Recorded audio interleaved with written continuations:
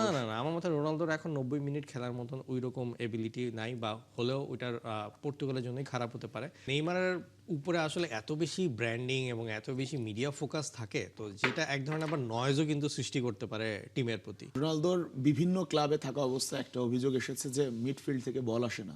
ব্রাজিলে যে জিনিসটা বলবো যে এখনো একটু এই টিমের মধ্যে একটু কম্বিনেশনের একটু ঘাটতি আছে, যার কারণে আসলে মানে অ্যাটাক যে করছে এবং ডিফেন্স যে করছে তার মধ্যে একটা কানেক্টিং পয়েন্ট হিসেবে মিডফিল্ডটাকে জোড়া লাগানোর কাজটা ঠিক মতন এখনো করতে পারেনি প্রথম ম্যাচে। বিশ্বকাপের প্রথম ম্যাচে পয়েন্ট হারিয়ে বেশ আলোচনা এবং শঙ্কার মুখে ব্রাজিল কেমন করবে। ঠিক একই সঙ্গে ব্রাজিলের পাশাপাশি বড় বড় দলগুলো পর্তুগাল, স্পেন, নেদারল্যান্ডস সহ বেলজিয়াম সবাই পয়েন্ট হারাচ্ছে, করছে ড্র। সব বিষয়ে আলাপ করব। আমার সঙ্গে আছেন আহমেদ শাইক। স্বাগত খেলা যোগে আপনাকে। Thank you. শাইক, যে কথাটা বলছিলাম, ব্রাজিল নিয়ে আলোচনা করছিলাম, ব্রাজিল বাকি দলগুলোর সাথে যদি একটু আলোচনায় পরেও যাই, ব্রাজিল পয়েন্ট হারিয়েছে এবং বাস্তবতার হিসেবে ব্রাজিল এখন কতটুকু চাপে আছে? না আপনার হচ্ছে যে চাপে তো একটু তো আছেই, কারণ মানে একটা নির্দিষ্ট পরিমাণ পয়েন্ট না পেলে যেহেতু উঠতে পারবে না আর কি নেক্সট রাউন্ডে। বাট এটাও আসলে আমাদেরকে বুঝতে হবে যে গ্রুপের দুইটা যে মেইন টিম তাদের আসলে খেলা প্রথমেই হয়ে গেছে। নর্মালি যেটা দেখা যায় যে টপ দুইটা টিম লাস্ট ম্যাচটা খেলে, কিন্তু প্রথম ম্যাচে খেলার কারণে এক ধরনের চাপ সৃষ্টি হয়ে গেছে ব্রাজিলের উপরে। সো মরক্কো, আপনাকে বুঝতেই হবে যে এখন এই সময়ের এখনকার প্রেক্ষাপটে Morocco is one of the top teams, এবং সেমিফাইনাল ইভেন ফাইনাল পর্যন্ত যাওয়ার মতন ক্ষমতা তারা রাখে তাদের যে খেলার ধরন। তো সেই হিসাবে এখন মরক্কোর সাথে প্রথম ম্যাচটা হওয়া এটা আসলে একটা বিশাল চাপ ছিল। অনেকেই মনে করছে যে হ্যাঁ ব্রাজিল খারাপ খেলেছে, ব্রাজিল মনে হয় এবারও স্কোয়াডে তেমন কিছু করতে পারবে না, কিন্তু মানে আমার কাছে যেটা সবসময় মনে হয় যে একটা বড় টিমের একটা ভালো গুণ হচ্ছে যে খারাপ খেলেও পয়েন্ট নিয়ে বের হয়ে আসা। যদি ব্রাজিল আসলেই প্রথম ম্যাচটা খুব বাজেভাবে হারতো তাহলে সেটাকে আমরা একটা পয়েন্ট হিসেবে কাউন্ট করতে পারতাম যে কেন মরক্কোর মতন টিমের সাথে হারতে হবে। কিন্তু হ্যাঁ, তাদের পারফরমেন্স ফার্স্ট হাফে খুবই বাজে ছিল যদি বলতে হয়। লুকাস পাকুয়েতা তো বলই দিতে পারছিল না, আমার তো মনে হচ্ছিল সিনিয়র সোহেলের থেকে বেটার বল দেয় এমন অবস্থা খেলা হচ্ছিল। তো লুকাস পাকুয়েতার ওই সময়ের যে ফার্স্ট হাফে যে প্রবলেমটা ছিল, প্লাস হচ্ছে ক্যাসেমিরোর যে এখন বয়স হয়ে গেছে সেটাও বোঝা যাচ্ছিল। যার মধ্যে মানে সেকেন্ড হাফের টেকটিক্যাল চেঞ্জের কারণে কার্লো আনচেলত্তি যেসব প্লেয়ারগুলোকে ইন্ট্রোডিউস করলো আর যে ফরমেশনটা চেঞ্জ করলো, তারা সেই একটা পয়েন্টটা নিয়ে যে বের হয়ে আসতে পারলো এত প্রেশারের মধ্যে, আমি বলবো যে এইটাই একটা পজিটিভ সাইড ব্রাজিলের জন্য। এখন নেক্সটে আর কি খেলা আছে হাইতির সাথে এবং স্কটল্যান্ডের সাথে। তো নেক্সট ম্যাচ যেহেতু হাইতি, আই থিঙ্ক 3 পয়েন্টটা পেয়ে গেলেই মোটামুটি তারা যে রাউন্ড অফ 32-তে যাচ্ছে একটা পা দিয়েই ফেলবে। সো সেই ক্ষেত্রে একটা মানে একটা কনফিডেন্স আবার ব্যাক করবে আমার মতে এই স্কোয়াডে। তো ব্রাজিল আপনি বলছেন যে মানে কোয়ালিফাই করে বা পরের রাউন্ডে যাওয়া, এইটা আসলে যাচ্ছে, এটা সমস্যা না। সমস্যা হচ্ছে প্রথমেই যদি এই ধাক্কাটা খান আপনি, এইটা পুরো টুর্নামেন্ট জুড়ে ইফেক্টটা কেমন থাকে? এটার আসলে দুই রকমের এফেক্ট হতে পারে। ফার্স্ট পজিটিভ এফেক্ট আপনি যদি নিতে পারেন তাহলে গতবারের আর্জেন্টিনার ওয়ার্ল্ড কাপটা নিতে পারেন, যে ফার্স্ট ম্যাচের মানে খারাপ পারফরমেন্সটাকে তারা একটা অনুপ্রেরণা হিসেবে নিয়েছে যে আসলে আমাদের এখন দেয়ালে পিঠ থেকে গেছে, আমাদেরকে আসলে ভালো করতে হবে এবং হচ্ছে বেটার কোয়ালিটি ফুটবল দিতে হবে। তো সেই জায়গা থেকে কিন্তু এটা পজিটিভ একটা সাইড হতে পারে। আবার নেগেটিভ একটা সাইড হচ্ছে যে হ্যাঁ, এটাতে যদি তারা মানসিকভাবে একেবারেই ভেঙে পড়ে, যেটা কিনা অনেকগুলো ওয়ার্ল্ড কাপে আর কি দেখা গেছে এর আগে, যে ফ্রান্স যেরকম গ্রুপ পর্বই পার হতে পারেনি 2002 ওয়ার্ল্ড কাপে হচ্ছে সেনেগালের সাথে হারার পরে।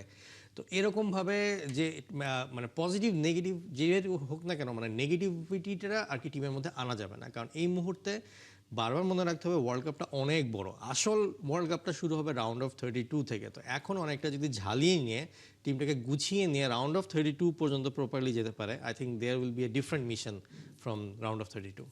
আচ্ছা, যদি বলি যে হচ্ছে মানে আর্জেন্টিনার সাথে যদি একটু কম্পেয়ার করি, এই আর্জেন্টিনার সাথে ব্রাজিলের পার্থক্যটা কেমন দেখলেন? ম্যাচ তো দুই দলেরই দেখেছেন। ব্রাজিলে যে জিনিসটা বলবো যে এখনও একটু এই টিমের মধ্যে একটু কম্বিনেশনের একটু ঘাটতি আছে, যার কারণে আসলে মানে অ্যাটাক যে করছে এবং ডিফেন্স যে করছে তার মধ্যে একটা কানেক্টিং পয়েন্ট হিসেবে মিডফিল্ডটাকে জোড়া লাগানোর কাজটা ঠিক মতন এখনও করতে পারেনি প্রথম ম্যাচে। এটার কারণ হতে পারে হয়তো যে অপোনেন্টের মিডফিল্ড আরও বেশি এফেক্টিভ ছিল, বেশি ইয়াং ছিল, যার কারণে তারা বেশি প্রেস করতে পেরেছে। তো যার কারণে আমার কাছে মনে হচ্ছে যে মানে মিডফিল্ডটাই is the factor over here. কারণ আপনি যদি আর্জেন্টিনার খেলা দেখেন, সেখানে কিন্তু মেসি মিডফিল্ডে খেলা সত্ত্বেও 3-3টা গোল দিল, এবং কম্বিনেশনটা এরকম ছিল যে ডিফেন্স টু স্ট্রাইকিং পজিশন, মানে লাউটারো মার্টিনেজ খেললেও মানে তারা খেলার মধ্যে এমনভাবে মিডফিল্ডটাকে ইন্টিগ্রেট করেছে যে গোল দেওয়ার জন্য কিন্তু স্ট্রাইকারদেরকে গোল দিতে হয়নি, মিডফিল্ড থেকে গোল দিয়েছে। দূরপাল্লা শট বলেন বা মেসি ট্যাপ ইন বলেন, যেটা কিনা হচ্ছে রিবাউন্ডে করলো। সো এখানে ওদের একটা পুরা ম্যাচ টিমটাই আর কি একটা ছন্দে ছিল, কিন্তু ব্রাজিলের এই ছন্দে তারা সেকেন্ড হাফে ফিরেছিল, বাট প্রথম হাফে আসলে খুবই বাজে পারফরমেন্স ছিল বলতে হবে। নেইমার না থাকা ব্রাজিল দলের জন্য আসলে শুধুমাত্র কি মাঠের নেইমার, মানে মাঠে তো পারফর্ম করে, তাছাড়া আর কোন কোন দিক থেকে পিছিয়ে থাকে ব্রাজিল? এই যে মনে করেন যে ফার্স্ট ম্যাচে যখন আর কি সেকেন্ড হাফের লাস্ট 15 মিনিটে এরকম একটা সময় দেখা গেছে যে ব্রাজিল সেরকমভাবে কোনো অ্যাটাকই করেনি, মানে খুবই এক ধরনের ম্যারম্যারা টাইপের একটা 15 মিনিট হয়েছিল। তো নেইমারের মতন প্লেয়ার যদি আসতো তখন, তাহলে যেটা হতো যে ম্যাচে একটা ক্যামিও দেখতে পারতাম আমরা, কিছু এক্সট্রা ড্রিবল দেখতে পারতাম, একটু ডিফেন্সিভ পেনিট্রেট করতে পারতো মরক্কোতে। তাহলে যেটা হতো যে এখান থেকে হয়তো 2-1 গোল বের হয়ে আসতো। সেই তুলনায় তাহলে যেটা হতো যে তখন আর কি জয় নিয়ে বের হয়ে আসতে পারতো। তো মানে নেইমারের এই এক্সট্রা যে একটা থ্রেট, এই থ্রেটটা আসলে এখনো মিসিং আর কি ব্রাজিলের ম্যাচ থেকে আমি বলবো, এবং যার কারণে তাকে এই মুহূর্তে একটু হলেও মিস করছে, অ্যাটলিস্ট লাস্ট 10-15 মিনিট তো মাস্ট মিস করছে। আচ্ছা, যদি বলি যে নেইমার আর হচ্ছে আমি যেটা বলছিলাম সেটা তো ফিজিক্যালি মাঠে, জি। বাট একই সঙ্গে আমি যদি মানে মেন্টাল সাপোর্ট বা টিমের হচ্ছে মেন্টাল স্ট্রেংথে কতটা পিছিয়ে থাকে তারা? মেন্টাল স্ট্রেংথে আসলে আমি বলবো যে এখানে নেইমারের উপরে আসলে এত বেশি ব্র্যান্ডিং এবং এত বেশি মিডিয়া ফোকাস থাকে, তো যেটা এক ধরনের আবার নয়েজও কিন্তু সৃষ্টি করতে পারে টিমের প্রতি।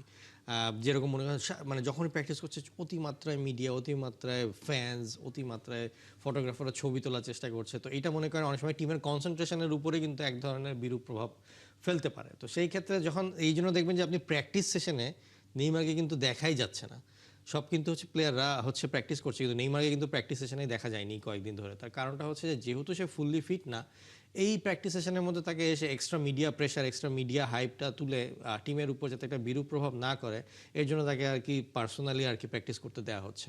সো আমার মতে ইন জেনারেল ম্যাচে তো তাকে দেখা যাচ্ছে, প্লাস টিমের সাথে তো এমনিতেই সে আছে, তো এই জিনিসটাই আই থিঙ্ক একটা বন্ডিং ক্রিয়েট করে রাখছে। বাট যারা খেলছে তাদেরকে একটু আলাদা করে প্র্যাকটিস করতে দেওয়া উচিত এই মুহূর্তে, সেটাই আমি মনে করি বেস্ট ডিসিশন। আর হচ্ছে আমরা যদি বলি যে হচ্ছে মানে একদম কম্পেয়ার করি যে রোনালদো, মেসি, নেইমার মাঠের পারফরমেন্স না, মিডিয়া হাইপ আসলে মানে পারফরমেন্সের বাইরে, মানে যেমন নেইমারের দলে থাকা নিয়ে অনেক বেশি হাইপ ক্রিয়েট হয়েছে, রোনালদোকে নিয়ে হাইপ ক্রিয়েট হচ্ছে, মানে আমি যদি বলি মিডিয়া হাইপ আসলে কাকে নিয়ে বেশি হচ্ছে এখন, মানে পারফরমেন্সের বাইরে গিয়ে?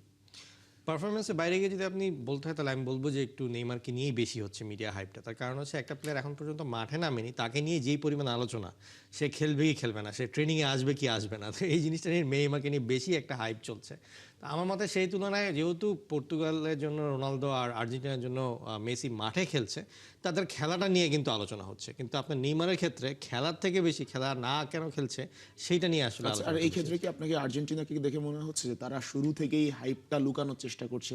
যেমন আমি যদি বলি স্কোয়াড ঘোষণা একদম মাঝরাতে করে দিল, কোনো হাইপ ছাড়া, কোনো আলোচনা ছাড়া, কবে করবে কেউ জানতো না, ইভেন মেসিকেও তারা এত আলোচনায় রাখছে না, মানে এইটা কি কোনো স্ট্র্যাটেজি কিনা আর্জেন্টিনার? আমি তো বলবো এটা বিশাল স্ট্র্যাটেজি। তার কারণ হচ্ছে যে মাঝরাতে যেটা বললেন যে হুট করে আর কি স্কোয়াড ঘোষণা করে দেয়া, এবং সবচেয়ে মজার ব্যাপার হচ্ছে যে ম্যাচ শুরুর আগ পর্যন্ত আমরা আসলে কেউই বুঝতে পারছিলাম না যে 11-এ কীভাবে খেলবে, ডি মারিয়ার জায়গায় কোন প্লেয়ারটা খেলবে, এটা আগের দিন পর্যন্ত কেউ প্রেডিক্ট করতে পারছিল না, কারণ সে ফ্রেন্ডলি ম্যাচে এক এক সময় এক এক রকমের ফরমেশন এবং এক এক রকমের প্লেয়ারকে সিলেক্ট করেছে।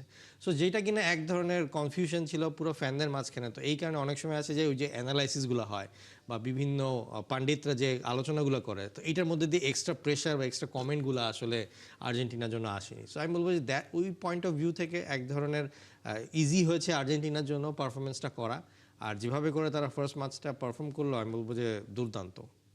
আচ্ছা, পর্তুগাল, মরক্কো, সরি পর্তুগাল, তারপর হচ্ছে বেলজিয়াম, স্পেন, নেদারল্যান্ডস, চারটা দলই ড্র করলো, মানে কেউ এক্সপেক্ট করে না যে তারা তারা ড্র করে সব টপ টপ ইউরোপিয়ান। চপ চপ টিমগুলো, আসলে কারণটা কি মনে হচ্ছে আপনার কাছে? আসলে এখানে এক একটা টিমের কারণ আমি বলবো এক এক রকম। এর মধ্যে আমি শুধু এইটুকুই বলবো যে হ্যাঁ, নেদারল্যান্ডসের অপোনেন্ট জাপান ছিল, সো এইটা যে একটা হাড্ডাহাড্ডি লড়াই হবে সেটা আসলে বুঝাই গিয়েছিল। তো সেই ক্ষেত্রে তাদের ড্রটা মেনে নেওয়া যায়, যদিও যেভাবে তারা সেকেন্ড গোলটা খেয়েছিল কর্নার থেকে, মানে সবগুলো 3টা ডিফেন্ডার ডাচের তারা সবাই 6 ফিট 4 ইঞ্চির মতন, কিন্তু এর মধ্যে দিয়ে জাপানের আপনার হচ্ছে যে 5'10" অথবা 5'11" প্লেয়াররা হেড করে গোল দিচ্ছে, এইটা একটু দৃষ্টিকটু ছিল আপনি নেদারল্যান্ডসের part of point of view থেকে। আর বেলজিয়ামের আমি আসলে স্কোয়াড নিয়ে এবার খুব একটা বেশি আশাবাদী না। তার কারণ হচ্ছে যে এমন কোনো ইনফ্লুয়েন্সিয়াল প্লেয়ার নাই, বা ওই যে গোল্ডেন জেনারেশন যেটা ছিল ওরকম টাইপের এফেক্টিভ কোনো টিম এবার নাই। সেই কিন্তু আপনি দেখেন যে গোল দিল এসে লুকাকু লাস্ট মোমেন্টে, লুকাকু ওয়াজ দ্য ফ্যাক্টর, এবং বাট সে সবসময় দেয়। দেয়। তো কিন্তু হচ্ছে জানেন কেভিন ডি ব্রুইনে তো আগের মতন না। আর আমি দেখলাম যে পুরা খেলার মধ্যে তারা ভরসা করছে শুধু জেরেমি ডোকুর উপরে। So, একটা প্লেয়ার হ্যাজার্ড এখন নাই। হ্যাজার্ড নাই, জেরেমি ডোকুর উপরে ভরসা করছে। তো ওই রকম একটা স্টারের একটা টিম কিন্তু বেলজিয়ামের নাই যে আপনি ভরসা করবেন যে এই টিম হচ্ছে অনেক দূর যাবে। শুধুমাত্র গোলকিপার কোর্তোয়া থাকার কারণে যেটা হয়েছে যে বেশ কয়েকটা গোল খেতে খেতে ওরা খায়নি, যার কারণে ওরা বেঁচে গেছে। সো আমি বলবো যে বেলজিয়ামেরটা আসলে এখন আর ওই রকম লেভেলের নাই। হ্যাঁ, স্পেনেরটা is very very unfortunate to see যে স্পেনের মতন টিম যাদেরকে ফেভারিট ধরা হচ্ছিল তারা আসলে কেন যেন হচ্ছে হোঁচট খেলো এখানে কেপ ভার্ডের থেকে। অবশ্যই এখানে আমি বলবো যে মানে আপনাকে পুরোপুরি যদি আমি স্পেনের জন্য আমি স্পেনকে দোষ দিব না, এখানে আপনার সাবাস দিতে হবে আপনার কেপ ভার্ডেকেও। তারা যেভাবে করে ডিফেন্সিভটা খেলেছে, যেভাবে করে তাদের পেনাল্টি বক্সের মধ্যে পাসিংটা করেছে, মানে it was unbelievable from a new team.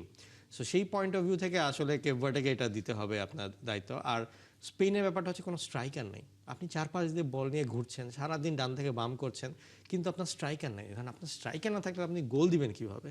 So এইটা হচ্ছে স্পেনের একটা বড় সমস্যা হবে পুরো। সেক্ষেত্রে ফেরান তোরেসকে কেন আসলে এভাবে ইউজ করতে পারছে না? হ্যাঁ, মানে ফেরান তোরেস মানে কি যে সেম প্রবলেমটা আসলে স্পেন এবং পর্তুগাল দুজনেই ফিল করেছে। সেটা হচ্ছে যে যখনই এই নতুন টিমগুলো এসছে তারা করেছে কি মানে একবারে পুরা ডিফেন্সটাকে একবারে 8 জনে মানে মানে 5-3-2 এভাবে করে খেলেছে।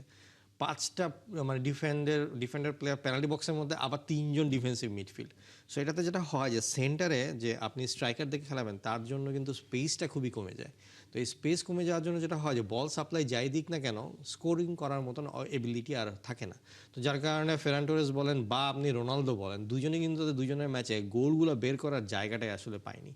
সো আমার মতে যে এখানে আসলে খুব যে বেশি দোষ আসলে স্ট্রাইকারদের দিতে হবে, তার থেকে বেশি আসলে অপোনেন্টের যে ডিফেন্সিভ কোয়ালিটি এবং ডিফেন্সিভ অর্গানাইজেশন সেইটা দিতে হবে।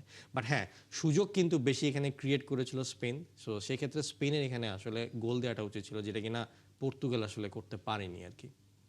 আচ্ছা, আর যদি বলি যে একদম মানে খুব একটা আলোচনা হচ্ছে, ফ্যানরাও যারা দর্শক আছেন তারাও একই আলোচনা করছে, সেটা হচ্ছে রোনালদো নাকি রবার্তো মার্টিনেজ পর্তুগালের মানে এই দলে মানে দায় বেশি কার? না, আমি বলবো যে এরকম এতগুলা স্টার্টেড প্লেয়ার নিয়ে যদি রেজাল্ট বের করে না নিয়ে আসতে পারে, সেই ক্ষেত্রে আপনাকে দায় দিতে হবে কোচের। কারণ কোচের কাজ হচ্ছে যে যে কোনো একটা খারাপ সিচুয়েশন থেকে টিমটাকে উঠিয়ে নিয়ে আসা। যেটা আমি একটু আগে বলছিলাম যে ব্রাজিলের ক্ষেত্রে তারা ফার্স্ট হাফ খারাপ করেছিল, ওখানে কিন্তু মানে এরকম হতো ম্যাচ হেরেও যেতে পারতো। তো এখান থেকে 1 পয়েন্ট নিয়ে এসেছিল কার্লো আনচেলত্তি। কিন্তু আপনার যেখানে পর্তুগাল ম্যাচে 6 মিনিটেই গোল দিয়ে দিয়েছিল, তো সেখানে তো তার ম্যাচটা এখানে আরো নিয়ে যেতে টিমের হবে। ডিফারেন্সও তো অনেক। টিমের ডিফারেন্সও অনেক, মানে সেই ক্ষেত্রে আপনি দেখেন যে অপোনেন্ট একটা ভালো ছিল মরক্কো, সেই তুলনায় আপনি খেলছেন মাত্র হচ্ছে ইয়ের সাথে কি বলে 46 ranking কঙ্গোর সাথে। তো হ্যাঁ, এখন কঙ্গোর সাথে খেলতে গেলে আপনি মরক্কো 7 ওরা 46। 46, তো কঙ্গোর সাথে যখন আপনি খেলছেন তখন তো অবভিয়াসলি 6 মিনিটে গোল পেয়ে গেছেন। প্রবলেম এটা হতো যদি গোল ফার্স্ট হাফেও না পেতো, সেই ক্ষেত্রে আপনারা প্লেয়ারের দোষ দিতে পারতেন। কিন্তু প্লেয়াররা 6 মিনিটেই গোল নিয়ে এসছে, তাহলে এখন যেটা করতে হবে যে আপনার অপোনেন্টের এই ডিফেন্সটাকে আসলে স্ট্রেচ করতে হবে, উইং টু উইং স্ট্রেচ করে মাঝখানে স্পেসটা ক্রিয়েট করতে হবে রোনালদোকে স্কোরিং করার জন্য।